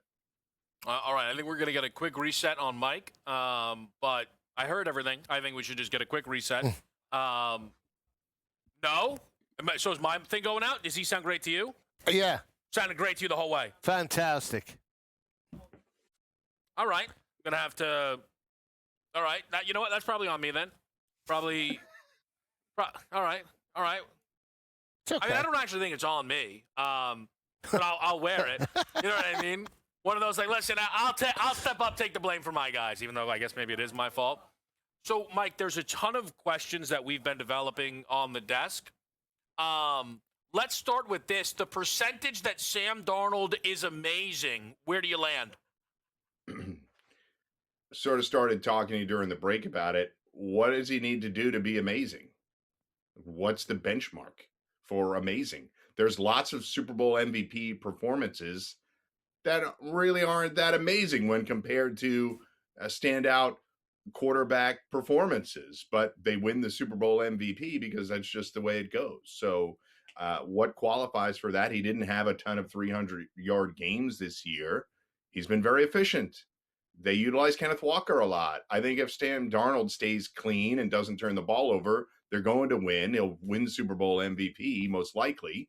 And that's where you have it. If you're looking for if you're looking for a Matt Stafford type 350-yard, 4-touchdown performance that he did multiple times this year, I'd agree. He's probably not getting there. But Darnold was pretty damn good against the Rams 2 weeks ago. So let me just follow up with this, Mike. And again, I'm not gonna hold you to an exact. If you give me a band of Seahawks points scored in this game, again, you can give me, you want to be annoying, you can give me 0 to 50. I'm just curious, we just spoke to Donnie, who's like, they're at least scoring 24, which I found jarring. I'm curious where you are right now on Seahawks points scored. My prediction is above 24, but if you give me a band, it would be 19 to 29. If I can be so bold as to go with a 10-point band. If you want to tighten that up, I'll go 21 to 27. That's the band I would choose. I actually think I would be like 13 to 28. Wow. I would have I think there's a wide range of outcomes. Me if they only score 13 points. That would really surprise me, yeah. I'm not saying 13 is my favorite, but I certainly would not, I would not be stunned if they scored 17 or 20 in this game. It's possible. I mean, again, if there's turnovers, it all depends on game flow, who's dictating the tempo. I do want to ask Mike, perception. Do you believe the defense for New England is elite, or are they just so disciplined that they rarely beat themselves? I think it's probably more of that, but it's unfair to say that they haven't played really well, especially during the playoffs. By the way, great to hear from you, Joe. It's been a while during this segment since you've had an opportunity to speak, so I appreciate the question. And I would say further that Barmore, Gonzalez have been making big-time plays during this playoff run, so I think they're elevating and playing well at the right time. We always talk about teams getting hot, and I think the Pats it's the reason that they're here in the Super Bowl. They absolutely got great breaks during the season and the schedule that they received and the schedule that they received during the postseason. But, they've lost one game since October. So, and that was a Herculean effort by Josh Allen in order to do that. They're very disciplined. If you're drafting the coaches, Vrabel has the edge over McDonald, but does it collectively, McDaniels with all the experience versus Kubiak, who's out the door on Monday? You start to think about those and wonder if they're going to be more disciplined. It's why New England's been so good. They've been very disciplined, but same can be said about Seattle, and Seattle has an edge in special teams, which could play a huge factor in a game like this. The Rashid Shaheed trade was a huge impact for them during the year, and they have a lights-out kicker in Myers, who I suspect will be one of the props we talk about later in this half hour. Yeah, which I am excited to get into. And at the risk of dominating the segment, I did offer Lisi the chance to have a follow-up, and he just immediately pointed my way. No, I don't want to crowd the mic. I didn't want to overtake it. I mean, But I'll ask Mike. I'll ask a follow-up. Then I like your looks, props-wise. Give me a couple of guys on New England we could keep an eye out on. Well, I do think Drake May is going to have to continue to use his legs, so I think this one's probably a popular one. But Drake May on the attempts, I'm more likely to take than the yards, which are all the way up to 37.5. So Drake May over 6.5 rushes. He's only hit that in 3 of his last 6, but in the money games against Baltimore, clearly last week against Denver, and in the Chargers game where the offense wasn't really playing particularly well, May had to use his legs. And considering how, if there's a weakness right now that we're looking at with New England, I think people are concerned with their offensive line, and we know Seattle can get after it. So I think it'll force May to run a few times. By by halftime, he was up last week. He was up to about 4 or 5 carries, and clearly the kneel downs help. But we just needed to get to 8 last week, and he got there before that first down run. Mike, the running back rooms are really in focus for our good, close personal friend Joe. So much so that he asked if Adam Kaufman had heard anything in any of the local bars or delis. Stop. Don't if Trevion Henderson is injured or... Hang on. He works right now close with the team, okay? Adam Kaufman. Oh, I didn't know he did. He works for the Pats. All right. With Nesson? So all right. So yep. I mean, all right. So they interview former Patriot player. Mike, are you? I'm just curious. I'm just concerned. Are you a little baffled by the usage of Travion Henderson, or is it just me? Just tell him no. Just tell him no. I think he stinks. No, I am baffled by it. However, clearly this is Vrabel versus Belichick, but we have seen this with McDaniels before.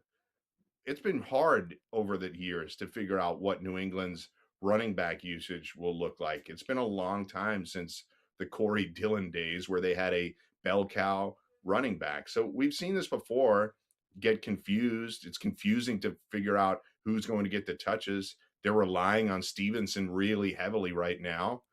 I guess it wouldn't stun me if they throw a curveball and Henderson gets a few more touches, but I can't bet on it. They've really not utilized him in crucial situations at all, Joe, during the playoffs. It's been all Stevenson, and Stevenson hasn't been particularly effective. He's just protected the ball and been able to grind out yards with 25 carries in the last game. So Mike Blewett joins Joe Lisi on the list of people who do not understand why the Pats aren't hammering their significantly worse running back. And, hey, listen, it's a growing list. It's a growing list of people. I don't know what to say. The Trevion Henderson You think Henderson was not effective during the year at all, Kev? I thought he was, and then I think Ramondre Stevenson has been arguably the best running back in football for the last 6 weeks. And I think when you're playing in a conference championship game and a Super Bowl, at some point it's like, hey, what's going on here? Oh, I know. One guy keeps getting yards and the other guy can't. He's like Saquon. All right. Here we go. Pro Football Today. Be right back.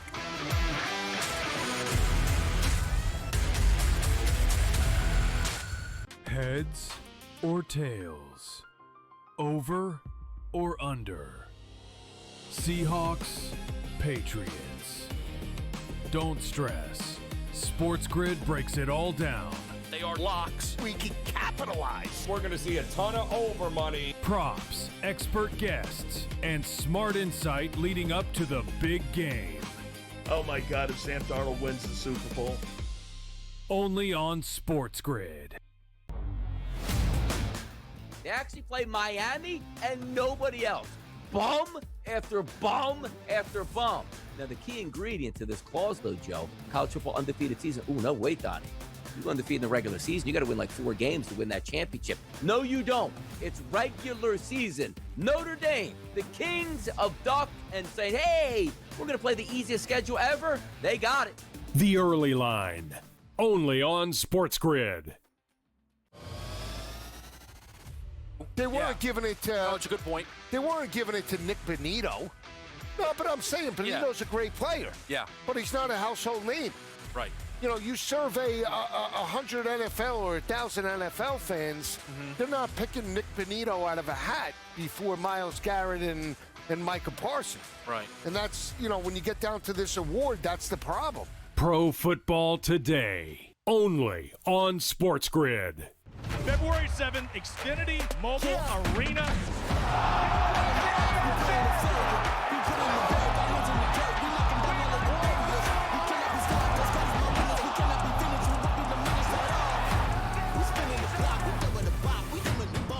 This is the most entertaining fighting in fighting, man. Fight fans of Philly!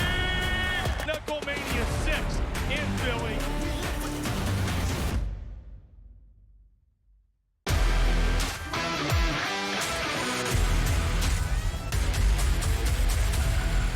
right, back right here on Pro Football Today, and I'd love to keep running through Lisi's card with Mike, but I'd actually love to grab some of Mike's picks because I know there are going to be some kicker picks, and well, you just don't dabble in that market. So it allows us to get exposure across the board. I'll make one comment, and then you can get into the kicker kicks. Kickers will cost you more than they gain you. They win you. That's it. They're gutless. Not if you bet Mike. Blewett's props. So, Mike, we will turn it to you. What are you looking at here? So I got two that I really like, and it is will both teams make a 33-yard field goal or longer? You can get that on DraftKings. Yes is minus 130. Borregales has hit that 7 of his last 10 games, and Myers 9 of 11 on that one. Myers also 2+ field goals made, also 9 of 11 games. So you have to pay for that second one quite a bit, minus 190 or so. But I think in a game like this, Mike McDonald on those fourth down and go situations, he's amongst the most conservative coaches in the league. I think he'll take the points. And I think Myers definitely gets 2 field goals, possibly more this Sunday. So those are the 2 kicking props that I like that jump out the most. There's a bunch of other ones there, but you know how it is at the Super Bowl. You start to pay pretty hefty prices at minus 190. It's rare that I recommend that on air, but I think when you have something that you feel really good about it, I think you can put some money down on it and take a shorter profit. Do you have any time touchdowns for either Seattle or New England? You know, I got to be honest. It's a market I've played less and less over the last couple of years. I think it's all going to be usual suspects. If you're taking longer shots, I think Shaheed is an interesting one. But, you know, when it comes down to the Super Bowl, I don't think you get good prices really on anybody for an anytime touchdown. The one that will jump out to all of us because we like it and like to play it is a defensive touchdown. But who do you feel is more likely? It seems like New England's kind of more likely to score a defensive touchdown based on maybe the risk factors that occur there, as Drake May's been really conservative. Interesting thing about Drake May, though, very high completion percentage and also very high yards per attempt, right near the top of the league in both categories. So it implies that there is some risk in their pass game, and yet they still don't turn the ball over that much. It's one of the more impressive stats, I think, about their offense. But anytime touchdown, I think Shaheed is a really interesting one, and a defensive touchdown is one that I would like. But you're going to play the standards, Kenneth Walker or Ramondre Stevenson. I think those teams are not afraid to use those guys down near the goal line. Mike, I'm just curious because I think you've done a few Super Bowls. Obviously, you said you worked last year. It's just how do you go about timing? I know you guys will get into this on the night of, but for people who are watching now, timing bets during the Super Bowl, because I'm sure there's that desire to get in at all times. So just give us an idea. So, when we're talking about live betting strategy in the moment, or are you talking about right now in the lead up to the game? No, I'm talking about during the actual game, the coverage that you will be leading here on SportsGrid as the game is playing out.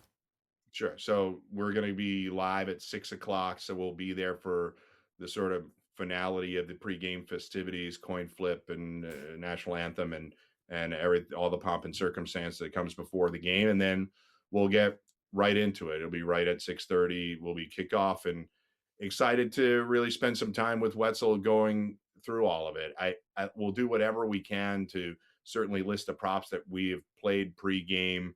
The numbers are going to get sharper on some of these as we get a little bit closer, but I'm excited about it. One thing that we track a lot during in-game live is when a team is down, we're really heavily tracking what that quarterback's passing prop will be. Frankly, both quarterbacks' live passing props. We've been able to make a good amount of correct picks going over on some of the passing props when teams down and they maybe don't have the ball. That number starts to deflate a little bit, and we bet it over. We had some success in the championship weekend and divisional rounds with it, so looking forward to firing it up again. I'm excited about it. We probably have a couple of more props that we can go over here. One other one I didn't get to, by the way, because you talked about running backs. Might as well mention it here. Kenneth Walker's first half rushing prop is 31.5. That feels light to me. I think New England is going to force Darnold to throw, but 31.5. If they play any kind of standard offense for them, I'd imagine he gets 7 or 8 swings at it in the first half, and 31.5 feels like a low number for that number of carries. No, it's a good look. I like it. At 31.5, he ripped off 50 in the home win over the L.A. Rams in the championship game, so we'll see how it plays out. I did find another bet. Want to get your take? Will there be a 2-point conversion in the game? Plus 158 to the yes. I don't think that's a good enough price.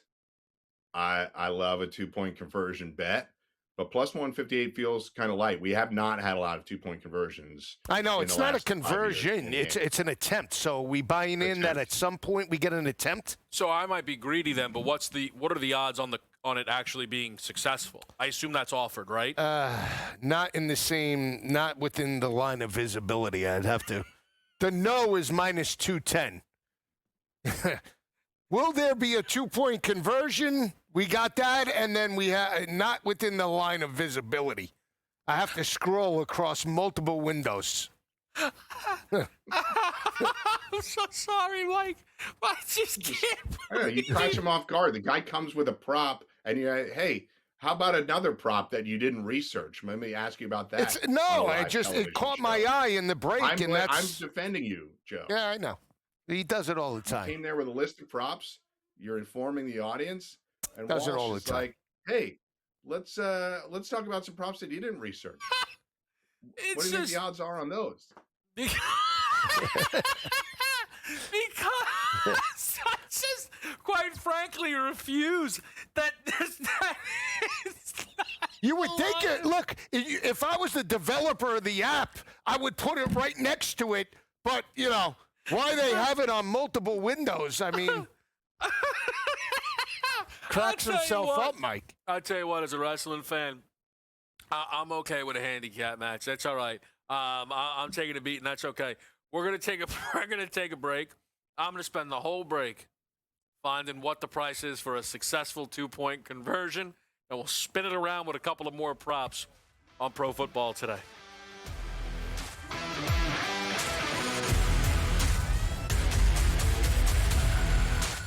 Heads or tails? Over or under?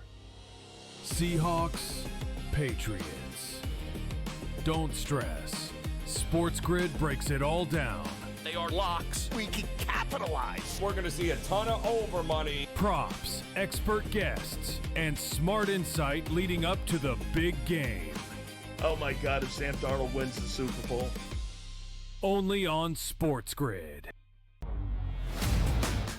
They actually play Miami and nobody else. Bum after bum after bum. Now, the key ingredient to this clause, though, Joe, college football undefeated season. Ooh, no, wait, Donnie. You go undefeated in the regular season, you got to win like 4 games to win that championship. No, you don't. It's regular season. Notre Dame, the kings of duck, and saying, hey, we're going to play the easiest schedule ever. They got it. The Early Line.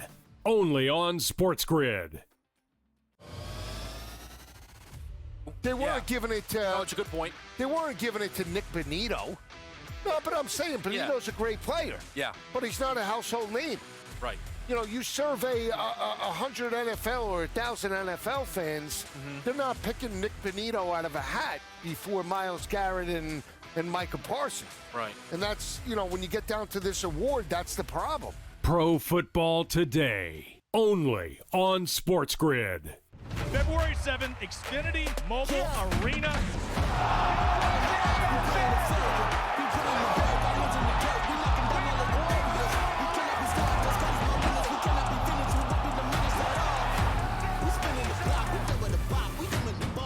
This is the most entertaining fighting in fighting, man. Fight fans of Philly!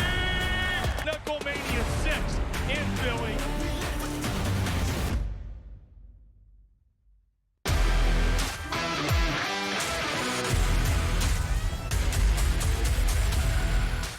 right, back right here. Our research team, hard at work, can now confirm 3-1 for a successful 2-point conversion prop. This is at a different shop, though, so I will let you know the will there be a 2-point conversion number does come a tick cheaper at plus 155. Not a market difference, though. So 3-1 for a successful 2-point conversion. Joe Lisi, is that enough for you? I still like the plus 158 for an attempt. I think we'll get one. I think, especially in this game with the potential for one of the teams to be trailing double digits. You have an offsides potentially on a field goal or something, unsportsmanlike conduct, whatever. You get a short attempt. I think they take it. I mean, plus 158, I think, is pretty good value.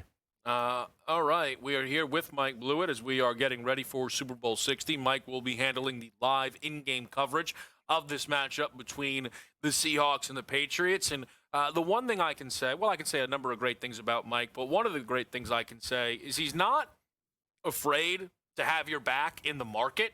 So, Mike, listen, it is what it is. It's been a tough week occasionally up here. I think Lisi is dying to root against any and all of my bets. No, stop. No way. I want to see you win. Always. But nevertheless, Mike, I want to throw one at you that feels a little up your alley. Yeah. Rashid Shaheed, 5+ rushing yards. This number has moved up a little bit. I think it started the week maybe 3.5, 4.5. Shaheed has had a carry in each of these two playoff games so far, and I think the books are pretty certain he'll be getting one in this game. I think the reason for that somewhat accessible number is against the Rams. He had the one carry for no yards. If he gets a carry and he doesn't get 5, hey, it is what it is. I think he could get 2 carries, though, all in all, Mike. Any interest in this Shaheed number? I like the logic. Obviously, we have a pretty high number on Walker, 18.5, 19 on rushing attempts as a result of Charbonnet being sidelined. So just to be able to give him a break, mix it up, and still be able to utilize their rushing offense, I like it. I think it's a possibility. Like you said, you're going to have to live with the fact that he gets a carry or even 2, and he gets stuffed. But I think the read is right, and the number is low enough that he's got so much speed. All he's got to do is get past one tackler, and you've got the 5 yards. Can I sell you on Kyle Williams, a half a yard receiving for plus 180? They wanted me to do it, Mike. It's been my bet of the week. I'm on it. 11-1 touchdown. You're biting. No. Love it. I got it. Love it. Do that. Thank you. Thank you, Mike. I love you. Cam Akers. How about this one, Mike? Cam Akers, old man Akers, 1 yard, 2-1. Cam Akers, 1 yard. Yeah, I'm gonna pass. Yep, strong pass, Mike. Mike, I'll take another at bat here if that's all right. Sure. It is minus 138 for any player to have 100+ receiving yards in the Super Bowl. Yes, the thought process is JSN, and JSN for 100 is around plus 110. But I figure let me bring the entire game at a little more juice. When 13 of the last 15 Super Bowls, we have seen at least one wide receiver have 100+ yards. Yeah. I think that one's pretty good. Obviously, based on that, we see a lot of teams trailing, right? Didn't we have, I'm trying to think, didn't Xavier Worthy end up putting up a big number last year because of the manner in which they're trailing? And if you have that during this game, now I don't know how big a lead I expect the Seahawks to have, but we may have to throw it. Is it Diggs? Is it somebody else that's getting those yards? You would think Diggs, but could it be Pop Douglas? You don't know. There's other. Maybe it's Kyle Williams. Who knows? So we got other guys out there that are a possibility, but the trailing teams, like I was saying earlier when we were talking about quarterbacks and tracking their props throughout the games, I think that's a possibility. I'll just give you my pick. I've gone out publicly already with it. Okay. I've got the Seahawks 26-17. I'm going to go a little bit off kilter with the score. I think there could be a bunch of field goals there for Myers. It also bakes in a potentially missed extra point and a couple of field goals. I just think that the Seattle kicking game will get you there. So I'll say 26-17. Doesn't necessarily mean I think it's going to be a blowout. I absolutely think the Patriots are live. I just couldn't get them inside the 5 points as I started to go through it. I trust the Patriots. I think they're a really good team. I think the Seahawks have been the best team in the sport for 10 weeks plus. It is a good reminder to close on that Mike quite famously did hit the Rams-Bengals correct score. Good job by you. A couple of years ago. And maybe it's time for another, though I'm on the Pats, so quite frankly, I hope not.